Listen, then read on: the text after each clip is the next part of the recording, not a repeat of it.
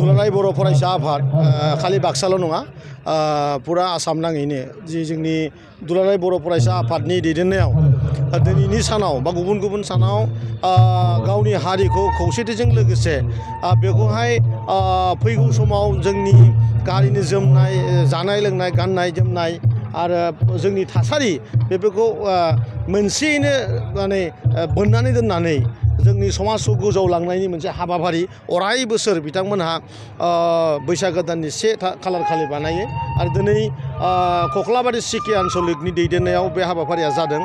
आं जोबोद गोजोननाय मोन्दों। दिनै गोबां जोंनि बे ओनसोलनि बाक्सा डिस्ट्रिक्टनि हारिजों सोमोन्दो थानाय हारिनि दैदेनगिरि माखासेफ्रा बेवहाय खालि सोरबा माने MLA MCLA बिदिल' नङा, गोबां हारिमु आफाद गोबां माने दल संगठननि दैदेनगिरिफ्रा बेवहाय नुजाफैदों।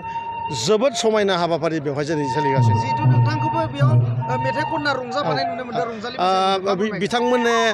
बिथांमोना मोनसे हाबाफारि लादोंमोन जे आं दोंसे गान खननांगौ आरो बेजोंनो लोगोसे आंबो जिहेतु बैसागो आंनिबो गोसोआ माने उथुल मुथुल मालायफोरना गोसोआ जेरै जायो जोंबो दासान्दि राजनितिखौ दोनथ'नानै जोंनि गोसोआबो माने दुब दुब दाब दाब जाबाय थादों। थ' बेबायदिनो जेरावनो मानसिनि बुरजा समागम नुयो बेवहाय जोंबो माने मोसानो मुसुरनो लुगैयो आरो बेखौनो मोनसे पार्ट हिसाबै दिनै आंबो बेवहाय बाहागो लादों आरोखि। रंजालि बैसागुनि रायजोफोरनिसिम माबा मोनसे मेथाइ खननानै फोरमायगोन नामा?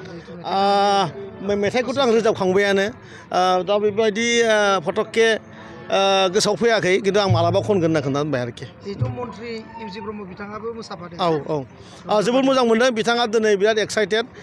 बिथांखौ नुदों, बिथाङाबो दोंसे गान खनदों आरो बिथांनि खननायाव आंबो दिनै गोबां माने बिथांजों लोगोसे आखाइ खबफादों।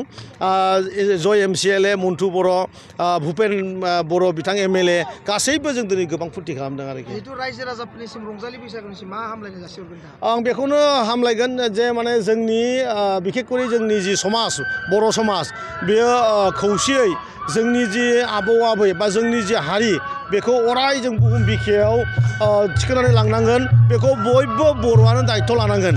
बेवहाय राजनितिकनि खोथाया फैनो हाया। बेवहाय जोंनि समाजखान्थि जों जे समानैनो इउनिटियै जोङो गासैबो बुहुमाव सिनायथि थानाय हाबाफारिखौ जों बयबो मावनांगोन। बेखौ जाहाथे बयबो बर' फिसाफ्रा जाहाथे बेखौ गोसोआव लायो आरोखि।